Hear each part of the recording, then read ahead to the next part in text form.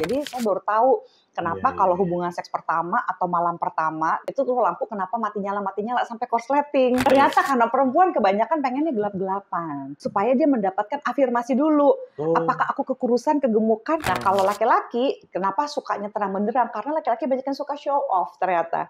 Aku mau gaya apa ya? Kung fu panda ya, mau koprol ya, mau ngapain ya gitu. Aduh, panas dingin guys dari bahasanya. Orang itu ketika bosan dia selingkuh karena kurang variasi, kurang ini, kurang itu. Saya sama selingkuhan saya, urusan jelek apa enggak tuh nggak ngaruh ternyata kalau selingkuh. Oke. Urusan jelek apa enggak pengaruh. Kadang-kadang dia kan bukan tipenya. Kok bisa sih selingkuh yang kayak gitu? Padahal sebenarnya relatifnya menurut penelitiannya Esther Perel, perselingkuhan itu lebih terjadi karena saya, kalau sama selingkuhan saya bisa jadi banyak versi dari diri saya sehingga saya tidak bosan. Aduh, panas dingin guys dari bahasanya.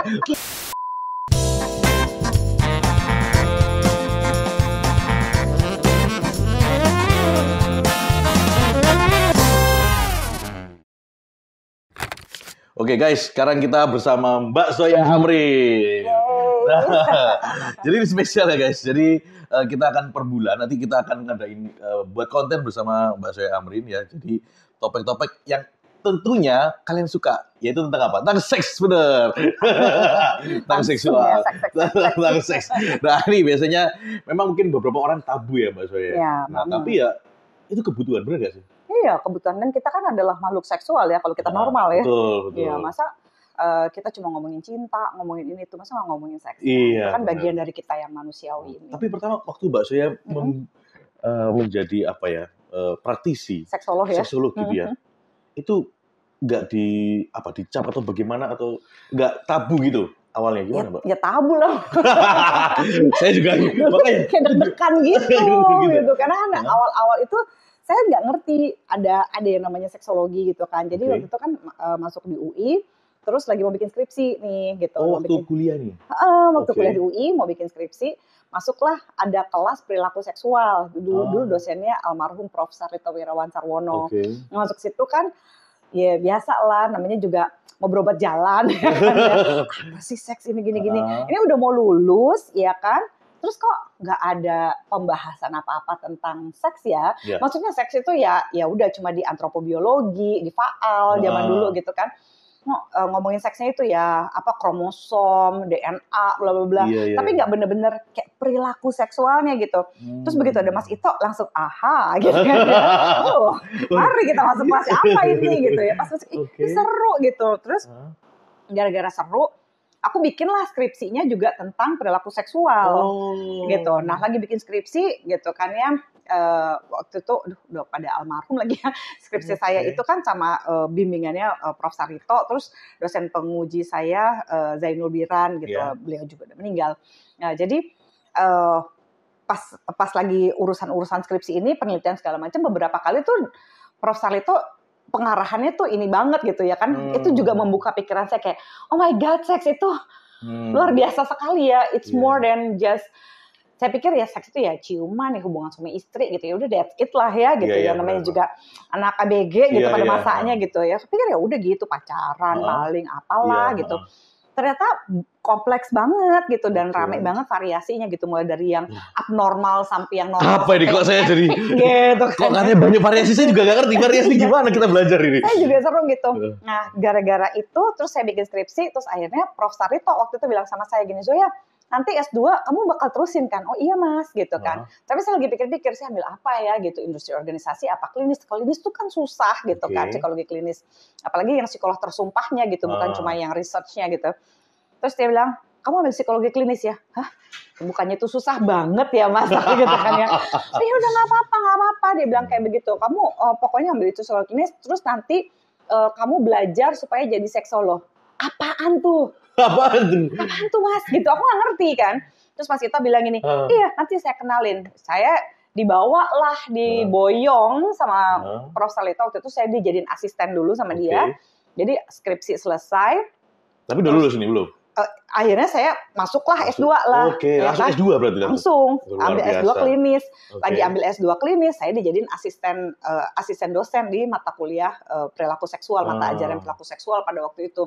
Terus saya dikenalin sama Prof. Wimpi Pangkaila. Oh, jadi Wimpi, ada Prof. Wimpi, Bali. pertemuan Asosiasi Seksologi Indonesia, di bawah saya diketumin Prof. Wimpi Pangkaila, Alex, Arif Adi Mulya, ya para pesohor-pesohor itu kan. Jadi sih kayak, aduh starstruck dong saya, bilang, gila keren banget sih ini gitu kan. Terus ya udah dikenalin sama Prof. Wimpi, Prof. Wimpi bilang, udah masuk aja, kamu jadi anggota ASI, Asosiasi Seksologi Indonesia. Ya udah ikut, terus ada pendidikan intensif seksologi yang basic sama advance di di Universitas Udayana Bali di bawah Fakultas Kedokteran pada waktu itu. Mereka, lah kan saya psikologi ya, mana boleh ya gini. Ya udah asal lulus aja gitu, pemahaman dasar gini. Gitu? Duh, deg-degan banget.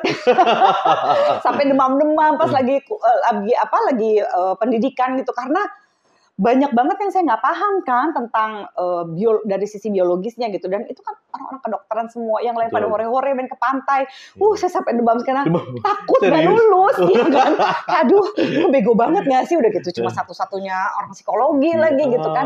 Terus waktu itu cewek, saya sama dokter Ovi berdua gitu, tapi yang lain itu kan laki semua dan dokter semua by the way gitu kan. Di angkatan saya pada waktu itu PIS, saya angkatan keempat atau ketiga gitu, saya lupa. Terus dari situ udah mengalir aja tuh. Ya ampun, segini amat seru juga ya. Jadi hampir semua pertama mulai dari skripsi, terus paper-paper saya, apapun penelitian saya tuh nggak jauh-jauh dari seks sejak saat itu.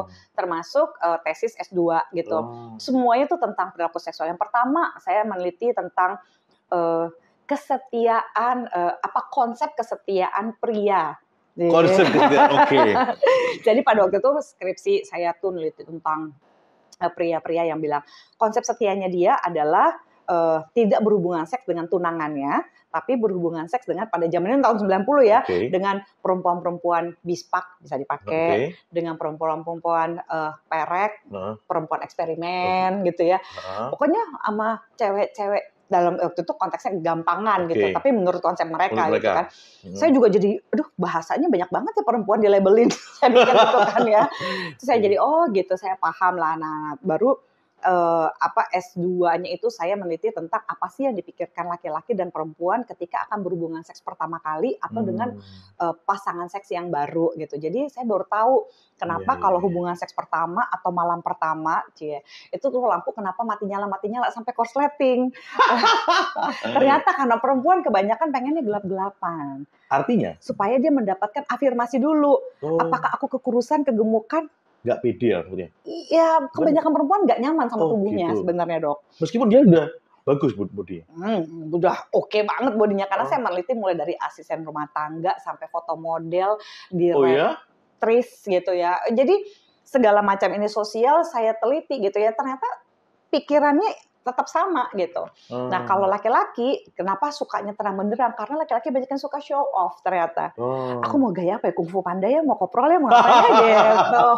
Jadi gitu. Nah itu yang saya temukan di tesis saya gitu. Jadi segala sesuatu yang saya kepo tentang fantasi seksual, tentang apa, itu waktu saya masih ngajar di UI dulu sekitar tahun 2002 sampai 2000 berapa ya, saya sempat ngajar sampai 2006 kalau nggak salah ya gitu. Itu yang saya kasih kayak gini-gini nih gitu. Saya penelitian, saya ngajar, saya juga sempat ngajar etika kalau nggak salah ya. Di mana? Di UI. Psikologi UI. Terus kepribadian sama saya kalau sekarang saya dosen tamu aja di vokasi UI. Karena kan vokasi UI itu ada yang tentang terapi okupasi kan. Terapi okupasi untuk ya salah satunya adalah kesehatan seksual. Gitu. Kalau FKM juga kadang-kadang suka dipanggil jadi dosen tamu. Sampai sekarang ini. Iya. Tapi kalau misalnya meneliti tentang perilaku seks dalam rumah tangga, pernah nggak, Mbak Zoya? Waktu S2 sih saya pernah kayak kita kan mesti ada paper penelitian gitu ya. Kan UI itu adalah research university, jadi most likely paper kita juga serius gitu ya, mesti ada research. Jadi riset kecil-kecilan yang benar-benar saya terlibat, selain terlibat pasif, ada terlibat aktif, itu kayak misalnya tentang marital satisfaction, kepuasan pernikahan. Kepuasan pernikahan. Iya, jadi waktu lagi mahasiswa S2, saya dan grup saya ini kita bikin tentang marital satisfaction, tentang kepuasan pernikahan, termasuk tentang intimacy gitu ya, kan dari teorinya Sternberg lah, tentang intimacy, komitmen dan passion atau gairah gitu tentang seks. Jadi artinya gini, biasanya ini kan kebanyakan orang yang sudah menikah itu sudah misalnya sudah lebih dari 5 tahun, kadang-kadang mereka merasa kebosanan, enggak? Oh iyalah, bohong kalau enggak. Kalau dia bilang, "Enggak, saya bahagia selalu 20-30 tahun." Ya, Rai. Nggak mungkin. Nah, itu sebenarnya kalau misalnya kayak gitu gimana sih cara ngatasinnya, Mbak Zoya? Oke. Jadi gini, kalau kita bosan kerja, kita nggak keluar dari tempat kerja kan. Oke. Maksudnya gini, kita mesti ingat bahwa kebosanan adalah sesuatu yang manusiawi. Manusiawi, ya. Tapi yang paling jelek nih kelakuannya kalau bosan nyalahin pasangan. Gue hidup sama elu sih, mungkin kalau hidup sama yang lain. Nah, kalau dulu aku nikahi si ini, si itu, mungkin aku nggak akan bosan. Bosannya beda. Tapi setiap orang akan ada titik di mana dia bosan. Gitu ya. Artinya mungkin bosan karena apa? Terlalu monoton itu aja. Atau kurang ada variasi. Terlalu banyak kesamaannya, walaupun ya dalam pernikahan relatif, sekali lagi relatif lebih baik kalau orangnya tuh banyak samanya dibandingkan opposite attract gitu, terlalu berbeda banget. Oh, jadi lebih baik sama? Iya, relatif lebih sama. Jadi karena kalau opposite attract tuh kayak yang satu rock and roll, yang satu sukanya musik klasik, emang agak-agak puyeng ya. Iya. Gitu. Tapi kalau banyak samanya malah lebih oke kalau menurut saya. Jadi salah satu hal untuk mengatasi kebosanan sebenarnya kalau kita lihat teorinya Sternberg gitu ya, Sternberg itu punya segitiga cinta. Gitu ya. Ini gambar. Bukan suka gambar love gitu ya? Segitiga cinta. Ada love ya. Jadi di segitiga cintanya si Sternberg itu dia mengatakan trilogy of love gitu ya. Kalau mau mengatasi kebosanan salah satunya adalah gini, komitmen. Ini kan paling atas nih komitmen, lalu di sini ada intimacy atau keintiman, lalu di sini ada passion atau gairah. Jadi menurut Sternberg sebenarnya komitmen itu adalah bagaimana cara saya setia sama kamu, setia pada komitmennya. Jadi komitmen itu ada macam-macam gitu ya. Mungkin nanti kita bisa jadi judul berikutnya ya kalau tertarik. Jadi komitmen itu ada 3, Dok. Jadi satu adalah casual, kedua adalah semi, yang ketiga adalah eksklusif. Yang casual itu adalah yang komitmennya mulai dari one night stand. Saya berkomitmen hanya bercinta pada kamu malam ini aja. Itu komitmen loh, tapi casual. Oh, itu masuk ke casual? Itu masuk casual, tapi komitmen. Itu Pak, casual Pak. Curang. Dia nunjukin di belakang layar. Yang kedua dari yang one night stand, lalu naik ke sex buddy. Jadi berketemu untuk hubungan seks doang. Tapi tanpa ada cinta gitu maksudnya? Maksudnya ketemu untuk body saling win-win solution gitu. Tapi tidak ada komitmen lain selain ini. Ini kan kita ngomongin komitmen. Kan dengan atau tanpa cinta kan kita ngomongin komitmen dulu ya gitu. Nah, yang ketiga, yang paling top dari yang casual relationship adalah FWB atau friends with benefit. Gitu. Jadi kita temenan, teman nongkrong, teman komunitas, teman kantor, tapi ada seksnya. Cuma ya udah, that's it. Nggak ada di atasnya lagi? Nggak ada. Di atasnya itu adalah semi komitmennya. Semi itu adalah open relationship, open marriage, atau yang nama bekennya sekarang adalah ENM tuh, ethical non-monogamy. Ethical non-monogamy. Saya tanya open relationship. Kalau ini baru tahu. Open relationship itu adalah ethical non-monogamy, sama aja. Sinonimnya ya. Bahasanya. Lebih gaulnya sekarang. Saya diajarin gaul sini. Open relationship, open monogamy atau open marriage itu adalah saya setia pada satu orang secara emosional, tapi juga saya melakukan hubungan dengan orang lain secara casual. Gitu ya. Jadi saya eksklusif dengan satu orang, tapi juga saya menjalankan yang casual. Nah, yang ketiga adalah eksklusif. Eksklusifnya ada 3. Eksklusif ada lagi? Ada lagi. Gila, banyak sekali kategorinya. Jadi eksklusif itu adalah monogami. Ya, monogami kita tahu. Benar-benar cuma satu aja. Satu orang. Gua sama lu sama gua aja, titik. Yang kedua adalah poligami. Nah, poligami itu ada poligini dan poliandri. Ya, poligini adalah satu suami dengan banyak istri. Banyak kan di Indonesia yang poligini kan. Terus kayak gitu yang poliandri adalah satu istri dengan banyak suami. Tapi dia eksklusif. Jelas nikah. Jelas nikah? Jelas nikah. Bukan casual gitu? Enggak casual. Nikah. Itu eksklusif. Emang ada di Indonesia? Ada. Ada ya? Ada, poliandri lebih sedikit. Kalau poligini kan banyak kita kan. Iya, poligini saya tahu juga. Tapi kalau poliandri ada? Ya oke. Terus yang ketiga? Jadi kepengen nggak, Dok? Yang ketiga? Malu juga tuh kalau nggak repot. Punya 3 suami. Aduh. Pasti kepengen ya? Pasti.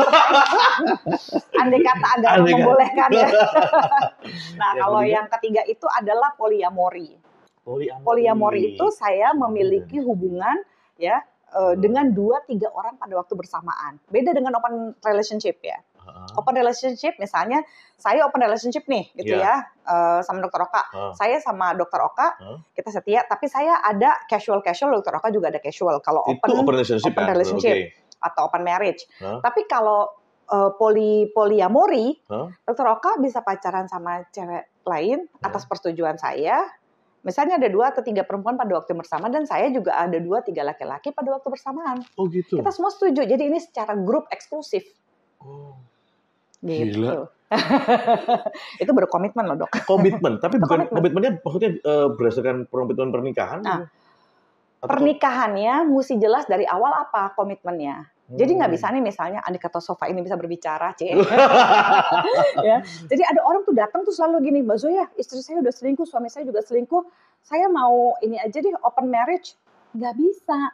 Karena orang-orang yang mampu open relationship atau open marriage gitu ya, makanya disebut ethical non-monogamy.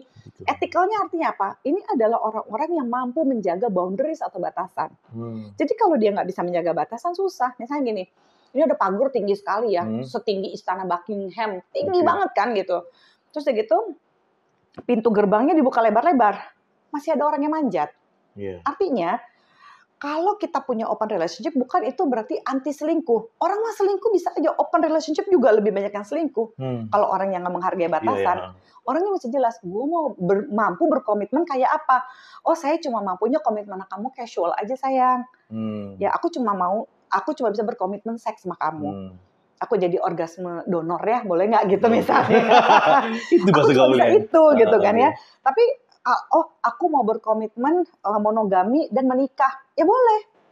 Oh, aku mau berkomitmen sama kamu secara emosi aku setia, tapi secara seks aku mau yang casual sama yang lain ya. Itu dua-duanya harus sepakat. Jadi tidak bisa masuk ke dalam pernikahan. Ini kesalahan pernikahan yang bisa bikin bosan juga. Berasumsi, oh kita pasti monogami ya. Tunggu dulu. Tapi kebanyakan nikah kan pasti nggak mungkin dibicarakan seperti di depan. Oh banyak. Banyak juga ya? Sekarang justru gitu. Kadang ada gini, Mbak Zoya saya mau open marriage. Kenapa? Kami takut bosen. Boleh kan? Di depan? Di depan. Sebelum menikah? Sebelum menikah. Itu lebih baik berarti ya? Ada juga yang, Mbak kita mencoba nih pacarannya open relationship supaya kita bisa open marriage nantinya. Ada juga. Tapi itu juga perjuangannya panjang ya, karena mengatasi cemburu. Wah, itu gila mesti banget. Ada batasannya, perjanjiannya mesti jelas. Orang-orang yang bisa menghargai komitmen juga bisa mengatasi kebosanan dengan cara itu. Atau ada juga yang semi, itu salah satunya adalah ini ya, saya lupa tadi sebutin. Dia mau threesome, unicorn partner. Unicorn partner? Unicorn partner Wah, itu... Wah gila, saya banyak nggak ngerti. Unicorn partner itu apaan lagi? Jadi untuk mengatasi kebosanan, ada yang komitmennya mereka mencari unicorn partner. Jadi kalau misalnya buka dating apps yang yang plat merah atau plat bilangnya plat ya. Jangan nyebut brand dong. Kita kan nggak dipromosi. Kalau dipromosi bilang ya dok. Jadi misalnya yang plat merah yang tadi dokter bilang atau yang plat kuning gitu ya. Itu kan suka ada fotonya pasangan suami istri. Dia biasanya mencari pacar. Untuk dipacar, biasanya pacarnya ini pacar baik laki-laki atau perempuan yang biseksual. Sehingga dia bisa oke sama istrinya, bisa oke sama suaminya. Itu unicorn partner namanya. Oh gitu. Ya. Oh iya. Ada yang threesome. Threesome-nya itu ada yang menyewa prostitusi aja gitu ya. Saya mau pekerja seks aja. Ada yang mesti teman deket, ada yang mesti diwawancara dulu, dicarinya bisa lewat plat merah atau plat kuning. Ada juga yang swinger, saya lupa tadi yang semi swinger itu dia bertukar pasangan, berhubungan seks untuk mengatasi kebosanan. Tapi sekali lagi harus jelas, pemeriksaan kesehatannya juga oke. Harus ada tes HIV sebelum melakukan hubungan seksual gitu. Jadi ada beberapa, saya relatif cukup sering diundang untuk masuk ke grup-grup ini untuk memantau boundaries mereka. Jadi mengedukasi boundaries itu emang cukup tricky ya. Mengedukasi boundariesnya. Jadi batasannya tuh mesti begini, ini mesti begitu supaya semuanya terakomodasi dengan baik. Yang paling sering tuh Surabaya sebenarnya. Surabaya tuh, wah percobaannya tuh epic ya kalau menurut saya. Percobaan apa tuh? Percobaan untuk swingernya, grup swingernya lumayan. Oh gitu? Ya. Gitu. Dan itu benar-benar mereka datang. Saya nggak ikut grup guys. Kalau iya nggak mau bilang nih. Tapi di mana saya mau daftar? Jadi dia datang bawa surat bebas HIV, ada tes darah, dia tidak ada infeksi humor seksual, bawa surat nikah resmi gitu, terus dia gitu benar-benar ada diskusi. Suaminya sama istrinya istrinya itu sama suaminya ini. Gila. Gitu. Segitunya.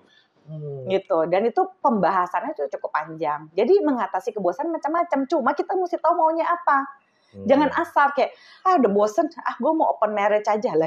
Open marriage cuma kamu lah, pasanganmu enggak. Itu namanya selingkuh. Itu namanya selingkuh. Iya. Berarti open marriage harus kita komunikasi berdua. Harus komunikasi Kalau berdua. Kalau misalnya di awal mereka belum ada komitmen seperti itu nih, itu kan biasanya kan. Itu cheating loh. Enggak, tapi sebelum nikah mereka belum ada komitmen. Tapi setelah menikah ngobrol diskusi berdua, kita sepakat open marriage, itu boleh juga? Boleh. Biasanya juga gitu. Ada yang pacarannya eksklusif nih, gitu. Terus mereka bilang, kok kayaknya agak sulit ya kami ya dok, kami ya Mbak Zoya gimana ya supaya bisa gini. Kalau open relationship gimana? Udah, kita telusuri itu semua dari casual sampai eksklusif tuh aku jabarin satu-satu. Bahkan kadang-kadang kita sampai menyertakan ini ya, pasti mesti cek infeksi humor seksual ke SPKK ya, kulit kelamin, atau sekarang SPDV kali spesialisnya. Terus pengacara. Iya. Supaya batasan selingkuhnya lebih jelas lagi. Yang selingkuh tuh yang kayak gimana gitu. Jadi kayak misalnya yang berhasil nih ya, misalnya untuk mengatasi kebosanan ada yang saya mau open marriage Mbak Zoya, oke. Jadi kalau mau berhubungan seks, misalnya pakai kode, ya, misalnya mau berhubungan seks yang lain. Jadi satu aturannya nih, nggak boleh berhubungan seks di tempat-tempat yang berkesan buat kita berdua. Oke. Jadi masuk akal dong. Masuk akal. Jadi buat kenaan di tempat lain. Kita pernah honeymoon di let's say Hotel Shangri-La gitu ya. Dia nggak boleh cekin di situ. Jangan ML di situ, jangan cekin di situ. Wajar kan? Iya wajar benar. Yang gitu. Tapi kan tak beneran akan ML di situ apa enggak kan kita mesti percaya. Ya betul juga. Iya kan, jadi pelik sebenarnya. Nah, terus bisa pakai kode, nggak boleh gini. Sayang, aku mau nggak boleh. Terus Gua pacaran dulu saya. Gua pacaran dulu saya nggak bisa gitu. Jadi kalau misalnya ini mau berhubungan seks sama si ini atau si itu gitu, nanti gini dulu. Misalnya kode. Kalau mau si perempuan mau berhubungan seks, dia akan bilang saya mau beli anggrek spesial. Misalnya, ya si cowok ketika akan berhubungan seks, gitu dia akan cari bilang aku mau beli kopi spesial. Nah, harus being considerate. Misalnya gini, dalam sebulan kita misalnya suami istri ini kita open marriage nih ya. Terus aku udah beli anggrek spesial 3 kali. Yang satu sebulan ini enggak beli kopi spesial, ngerem lah ya. Iya dong. Iya benar. Kalau nggak kan kayak ya memang perjanjiannya boleh, tapi udah sebulan, lu udah mau 3 kali, bahkan lebih, gua nggak ada rem. Yang 3 kali direm? Iyalah. Harus saling tahu. Being considerate sedikit kan, nama yang satu, gitu. Jadi kan, ya kan kita perjanjiannya udah oke gini. Ya kalau lu nggak pedulian, jangan punya open marriage. Emang mesti peka kan. Iya. Gitu. Wih gila ya. Cara mengatasi kebosanan. Nah itu mengatasi kebosanan dengan cara itu open gitu. Marriage. Nah kalau yang kedua itu kan ada intimacy gitu ya. Nah kalau intimacy itu berarti kan salah satunya yang pseudoscience juga kalau menurut saya gitu ya. Penelitiannya tuh masih jelas, tapi buat saya cukup praktis kayak misalnya love language. Orang itu suka lupa ya. Love language itu adalah bagaimana caranya saya memastikan pasangan saya dicintai. Bukan bagaimana saya disayang sama pasangan. Ya boleh sih, tapi kadang-kadang orang gini, aduh love language aku Mbak Zoya beda nih sama suami, beda nih sama istri. Ya nggak apa-apa dong. Kan ini bukan masalah bagaimana saya nyayangin kamu. Ya kalau misalnya dia disayangnya dengan cara dikasih buku, bukan dikasih nonton film, ya kasih aja dia buku. Kalaupun saya suka nonton film, kan gitu. Benar. Tapi orang tuh suka gini kecenderungannya secara psikologis. Saya mencintai orang itu sebagaimana saya disayang. Betul. Jadi dulu kalau saya disayang sama papa saya, mama saya dengan cara diusap-usap, dia maunya disayang diusap-usap juga. Nah kadang-kadang nggak dikomunikasiin, dia cuma bilang gini, aduh masih mending deh sama mama papa deh, disayang-sayangin ya suami saya, istri saya nggak begitu sama saya. Ya omongin. Nggak diomongin, terus dia gitu bosen, terus kesel, selingkuh. Ya, nggak benar-benar membenarkan juga gitu ya. Jadi kalau mereka habis bosen gitu-gitu aja di rumah, supaya rumputmu hijau, ya jangan makan rumput tetangga dulu. Tolong hijaukan rumputmu. Disirami dulu dong, ada effort gitu ya. ada usaha untuk membicarakan itu gitu. Jadi keintiman itu adalah kita memastikan dari sayang. Kan kadang-kadang orang terselingkuh kalau menurut bukunya Esther Perel ya dalam Rethinking Infidelity, dia mengatakan orang itu ketika bosan dia selingkuh karena kurang variasi, kurang ini, kurang itu. Kebanyakan alasan baik laki-laki ataupun perempuan selingkuh adalah karena saya sama selingkuhan saya, urusan jelek apa enggak tuh nggak ngaruh ternyata kalau selingkuh. Oke. Urusan jelek apa enggak pengaruh. Kadang-kadang dia kan bukan tipenya. Kok bisa sih selingkuh yang kayak gitu? Nggak lebih ganteng dari gua, nggak lebih cakep dari gue, nggak lebih cantik, iya benar, banyak juga itu kayak gitu. Iya kan? Gitu. Kenapa dia bisa gitu? Kalau ada yang, oh pantas selingkuhnya lebih pintar, seolah-olah wajar. Padahal sebenarnya relatifnya menurut penelitiannya Esther Perel, perselingkuhan itu lebih terjadi karena saya, kalau sama selingkuhan saya bisa jadi banyak versi dari diri saya sehingga saya tidak bosan. Kalau di rumah saya hanya menjadi istri yang baik, bertanggung jawab, yang kalem. Saya ada suami yang menafkahi lahir batin, udah ya. Tapi kalau dia bisa jadi koboi, ya kan? Bisa jadi mermaid. Jadi kuku panda tadi. Gitu. Jadi itu juga dia satu, dia tidak merasa harus terlalu berhati-hati dengan pasangannya. Dia bisa merasa diterima. Jadi kebosanan-kebosanan itu diatasi bisa dengan, oh ya udah, kalau lagi bosen ya, kalau intimasinya terpenuhi, kalau lagi bosen, ya udah, kalau saya sukanya misalnya naik riding bareng sama teman-teman cowok saya riding. Kalau misalnya, kalau saya suka diving, ya udah saya diving aja sama teman-teman cewek saya. Kalau kebetulan, kita sama-sama suka maraton Mbak Zoya. Ya udah maraton sama geng masing-masing aja dulu kalau lagi bosen. Kan jadinya ada cerita tuh. Ada cerita pas ketemu lagi kan jadi asik gitu. Ini kalau intimacy. Nah, kalau soal seks, kebanyakan orang kan, aduh bosan Mbak Zoya. Seksnya kayaknya itu lagi. Tapi padahal kan rasanya sama aja semuanya gitu. Rasanya sama. Terus itu kadang-kadang ada nih gara-gara rasa. Ya, ada yang gini. Saya pengen mencoba lubang lain, melakukan anal seks misalnya. Saya bilang gini, tunggu. Kenapa anal seks? Bosan Mbak, soalnya vagina gitu lagi gitu. Sedang Pak, semua lubang maksudnya apa nih? Hidung juga, telinga gitu ya. Nah, saya pengen coba anal seks. Ini pasangan heteroseksual ya, jadi jangan berasumsi ya, teman-teman ya, bahwa pasti homoseksual. Ya homoseksual lain hal lah, tapi ini pasangan heteroseksual banyak yang kebosanan dalam seks kayak begitu. Saya bilang gini deh Pak, ya biasanya nih relatif banyak oknum laki-laki ya, jadi jangan pada marah dulu laki-laki. Jadi oknum laki-laki tuh kalau lagi itu bilangnya gini, aduh Mbak Zoya saya pengen coba anal, katanya tuh lebih rapet, lebih ketat, lebih seru gitu kan ya. Gini ya, perempuan relatif tidak bisa menikmati anal seks dibandingkan laki-laki. Ya, anal seks itu bukanlah perilaku seks yang menyimpang, tapi juga tidak sehat secara seksual. Jadi menyimpang juga? Nggak menyimpang. Gitu, penyimpangan kita tuh kalau dokter kan ada ICD-10 atau sekarang ICD-11 kali ya. ICD ya teman-teman. Nah kalau kita punya primbon kita tuh namanya DSM-5-TR. Jadi Diagnostic Statistical Manual for Mental Disorder. Untuk mendiagnosa yang namanya menyimpang tuh tercatat situ tuh. Penyimpangan tuh misalnya apa? Penyimpangan seksual tuh pedofil, fetish, ya kan? Apalagi frotteurism yang suka gesekin alat kelamin di tempat rame tuh di bus gitu ya. Misalnya voyeur yang suka ngintip, transvestite yang suka pakai panjang pasangannya. Itu tuh menyimpang, ya. BDSM gitu. Tapi menyimpang pun bukan berarti kriminal. Ya. Jadi kalau ada yang bosen, jangan langsung aku mau BDSM aja kayak Mr. Grey. Cambuk saya gitu. Tunggu dulu.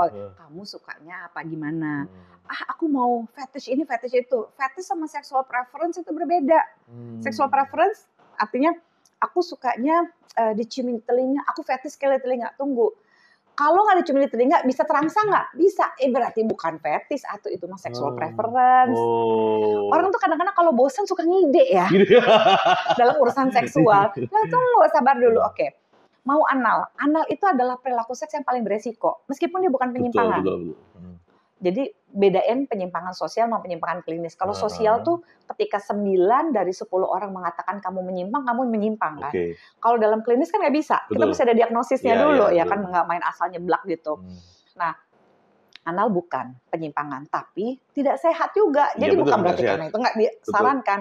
Resikonya banyak karena itu banyak bakteri-bakteri. Orang kalau nyebok aja perempuan nih khususnya nggak boleh nyebok dari anus ditarik sampai ke vagina. Waduh, bakterinya banyak banget kan, kasihan. Apalagi yang anal seksnya habis colok ke anus, colok ke vagina. Waduh, penyakit kan semua. Betul. Terus udah gitu orang pakai kondom aja. Kondom yang habis dicolokin ke anus itu mesti diganti sebelum dicolokin ke vagina. Kalau nggak ya bakteri lagi, kasihan si perempuannya. Iya kan?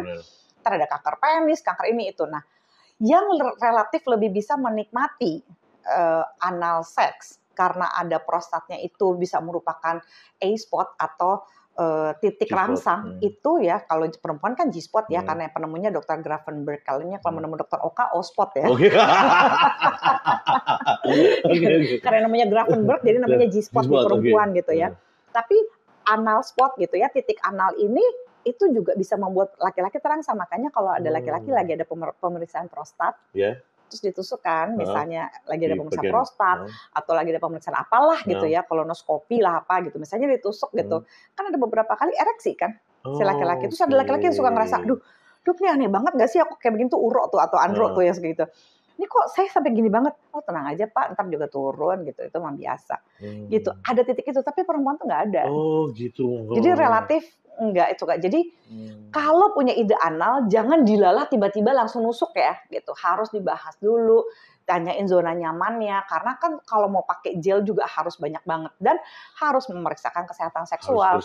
Jadi kalau ada yang Mbak Zoya kita mau coba anal seks nih, nggak pasangan suami istri gitu ya. Saya bilang ini, Pak udah coba gaya helikopter, 360 derajat, laba-laba, gajah mungkur. Kayak gimana?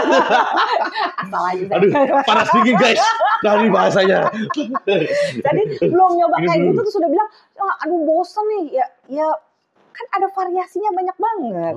Gitu. Ntar saya kasih lihat ke Dokter Oka ya. Saya kasih lihat tuh ada buku di situ untuk posisi-posisi hubungan seksual. Jadi dieksplor. Kalau bosen, diskusi sama pasangan yang kita kok gini-gini aja. Jangan bilang yang kamu ngebosenin, tabok ntar sama pasangan ya. Bilang yang kita coba yuk sesuatu variasi yang baru. Jadi ini rahasianya ya orang Indonesia kalau lagi bosen jangan langsung nuduh pasangan. Jangan langsung bilang kok kita gini-gini aja nih yang itu nuduh. Yang asertif itu adalah mengatakan yang kita inginkan bukan yang tidak kita inginkan. Ya itu ya jadi kuncinya ya. Jadi bilang kayak yang aku kepengen nih kita tambah variasi yuk. Kita ini yuk. Kalau bosen gitu jangan kamu sih gini-gini doang. Iya dong. Gitu. Kok gak enak sih? Kok gak enak sih ya? Protes gitu kan kita kan kalau diprotes sama pasangan juga itu tersinggung jadinya. Bener. Jadi cara yang paling enak yang asertif adalah yang kamu mau apa? Minta yang kamu mau, bukan menyatakan yang kamu tidak sukai. Benar. Emang kalau kita bilang gini, kita gini-gini aja, coba kita gitu sama pasangan kalau nggak tersinggung. Ya pasti tersinggung. Nah, yang nggak tersinggung adalah, yang kita coba ini yuk. Nah, itu seru kayaknya. Coba yang getar-getar yuk yang. Gitu. Ayo saya mau beli kalau gitu. Gitu dong. Tadi yang pertama tadi apa sebelum intimasi tadi? Komitmen. Tadi kan ada macam-macam komitmen gitu ya, kita ketahui diri kita komitmen mau kayak apa, lalu ada intimasi dan yang ketiga adalah passion atau gairah. Kalau intimasi udah itu aja atau ada lagi? Intimasi itu, terus begitu juga misalnya kalau di passion gitu ya, itu bisa juga sih dengan ini sebenarnya yang terakhir nih kita ngomong ya. Iya, di passion itu kan tadi kan ada variasi-variasi seksual gitu ya untuk mengatasi kebosanan. Tapi bisa juga misalnya pakai sex toys. Jadi kalau pakai sex toys, pakailah yang sederhana dulu, yang untuk klitoris dulu, rangsangan-rangsangan yang simpel. Yang kayak klitoris itu gimana? Boleh. Saya juga tadi pingin mereka guys. Udah nggak sabar kayaknya ya. Saya nggak sabar guys ini. Jadi nanti bisa ditaruh di tangannya begini gitu ya. Terus ya gitu ini kan ini kayak dijilatin jadi si perempuannya. Coba lihat. Tuh. Iya. Bagian klitorisnya kayak dijilatin ya? Kalau di tangan sih biasa aja dok, tapi kalau di klitoris mah aku yang... Aduh, Van kamu buat oleh-oleh Van. Si Van jadi bemper dulu ya kayaknya. Nah ini juga buat di klitoris nih dok, ini kayak dijilatin 3 orang katanya. Iya. Tapi kalau buat saya sih ini seru-seru aja ya. Yang paling enak yang mana menurut Mbak saya? Aduh, preferensinya mau yang mana? Wih gila nih, ada speed-speednya gitu ya? Iya. Kenceng banget nih. Aduh ini kemarin baru habis ngasih ini si kelas ya. Jadi nih, tuh dok.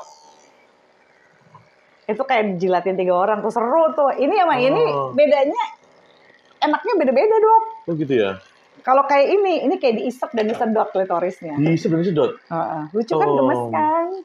Jadi ini bisa jadi salah satu untuk itu salah satu untuk menambah variasi. Jadi pemanasannya pakai ini dulu gitu, itu bisa. Kalau ini bisa dipakai misalnya sambil berhubungan seks, woman on top, terus tiba-tiba ditaruh ini untuk variasi. Wah, itu jadi multiple orgasmenya banyak. Gitu. Jadi kalau misalnya pada saat pelaksanaannya, ini dipegang cewek sendiri apa cowok yang megang ini? Bisa jadi pada lagi waktu pemanasan cowoknya yang megang, terus habis itu ntar gantian ceweknya yang megang. Kalau bisa jadi kalau lagi hubungan seks lebih baik yang megang cewek. Cewek dia karena biar tahu di mana titiknya dia sendiri. Biar aku mau ini nih sekarang nih gitu, aku mau orgasme sekarang gitu. Ini yang itu semuanya klitoris. Nah, kalau yang ini gitu kan, ini kan ada buat klitorisnya sama ada buat ini buat klitoris ya, dia kayak ini tapi lebih kecil lagi. Sama ini buat masukin ke dalam vagina.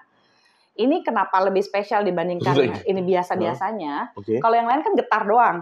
Nah, ini bedanya gini dok, lihat tuh. Dia maju mundur. Ini ada 2 motor soalnya. Biasanya cuma getar doang, tapi dia begini-begini. Ini agak langka. Dan kalau dia udah ininya ya masuk ke dalam liang vagina, dia langsung hangat 38 derajat Celcius. Ini hangat? Yes, kalau masuk ke dalam liang vagina. Kemarin ada kelas jadi habis baterainya dok. Ini buat apa nih? Itu untuk klitoris. Itu bisa sambil hubungan seks. Dia akan kayak ngisep gitu. Oh gitu? Tapi nggak ada kayak jilat-jilatnya gitu nggak ada nih ya? Nggak, yang jilat-jilat yang ini sama ini gitu. Jadi jadi ini salah satu adalah bentuk pada saat itu bisa untuk jadi variasi kan. Jadi sekarang kita memanfaatkan teknologi sebagai perpanjangan tangan manusia kan. Iya benar. Gitu. Jadi jangan kayak orang susah. Udah bosen ya cari variasi, explore gitu. Jangan cuma nyalahin pasangan. Karena saya percaya cinta itu mencari cara dok, bukan cari alasan. Cari cara, Jadi seksual juga sama dengan cinta. Iya. Betul ya. Gitu. Jadi kalau saya cinta sama pasangan saya, kita bosen wajar. Tapi ketika habis bosen Mbak Zoya gimana? Jadi saya cari yang lain. Nah, itu yang nggak sehat. Berarti kalau pada saat menemukan titik kebosanan dalam rumah tangga, mereka harus variasi, komunikasi dulu ya. Kita cari apa yuk, kita ngapain yuk gitu. Kita staycation yuk gitu, atau kita punya sexual bucket list yuk gitu misalnya. Ayo yang kita bercinta di atas genteng hujan-hujan ya, kita kena petir ya. Jadi gini prinsipnya ya, in conclusion, kalau pada saat kita misalnya bosan dalam kehidupan pernikahan, kehidupan seksual, kehidupan percintaan, yuk kita lakukan sesuatu. Cobalah sesuatu ya. Apalagi dalam urusan seksual. Ya selama itu tidak melanggar hukum. Ya kan? Tidak melanggar belief kamu sendiri ya. Tidak menyakiti kamu, membahayakan nyawa kamu ataupun pasangan, coba aja lah. Coba aja. Walaupun kadang-kadang awkward. Saya ngomong yang paling awkward ya, misalnya pasangan saya punya fetish apa ya? Mungkin yang paling aneh fetish ketiak kali ya. Serius? Ketiak kan sebenarnya nggak nyakitin, cuma awkward banget kan. Iya benar. Cobalah pelan-pelan gitu kan. Jangan langsung telanjang terus langsung nyium. Itu mungkin risih ya. Tapi kan gini, nyakitin nggak? Enggak sih. Melanggar hukum nggak? Ya nggak juga. Membahayakan nyawa? Nggak ada. Iya. Awkward? Iya. Pelan-pelan gitu. Oke guys. Jadi tadi itu ada 3, berarti ada si komitmen. Komitmen dari Sternberg ya. Terus kemudian ada intimacy dan yang terakhir ada passion. Passion tadi ini yang gairah seksual tadi itu. Jadi tadi ini dari Mbak Zoya, semoga nanti teman-teman bisa mempelajari supaya nggak bosan nih. Dari pertama jadi tadi kebosanan harus diakui dulu ya, sebagai sesuatu yang manusiawi. Wajar bosan. Jangan cari alasan untuk selingkuh. Nah, dan juga jangan menyalahkan pasangan. Jangan nyalahin pasangan. Malah omongkan yang Anda kepingin apa. Iya. Bener ya? Baru nanti kita komunikasikan. Explore. Mau yang mana nih? Komitmennya, atau intimasinya, atau seksnya. Dari situ nanti pasti menemukan nggak bosan lagi begitu ya. Kalau emang masih susah juga ya konseling sama saya lah. Jadi jangan lupa guys, Ini juga bisa ya berarti ya. Nanti hubungi Mbak Zoya di mana, di Instagram atau di? Saya bisa di Instagram saya praktek di 2 tempat saat ini gitu ya. Nanti akan nambah 1 lagi, tunggu aja kabarnya. 1 saya di H-Klinik gitu ya di Jakarta Selatan, sama di JP Wellness itu juga Jakarta Selatan. Di Surabaya enggak? Katanya banyak ini swinger-swinger di Surabaya. Tapi di Surabaya kan ada ini RSUD Dr. Sutomo tuh androlognya banyak loh teman-teman itu mahasiswa di sana hebat-hebat tuh. Periksa di sana aja, oke lah. Kan kalau memang genting banget dikirim ke saya juga. Oke guys, nanti kalau misalnya kalian punya ide tentang topik apa di pertemuan saya dengan Mbak Zoya, ya kan? Anda bisa tulis deh di kolom komentar, ya nanti kita bisa ngide ya, Mbak, untuk konten berikutnya. Mbak Zoya bahas tentang BDSM, station sex, golden shower. Oke, silakan. Kita bahas, gak ada yang tabu di sini. Ya. Oke, gitu aja guys. Sampai ketemu di konten kita berikutnya bersama Mbak Zoya. Bye, thank you. Mbak Zoya, terima kasih ya. Thank you.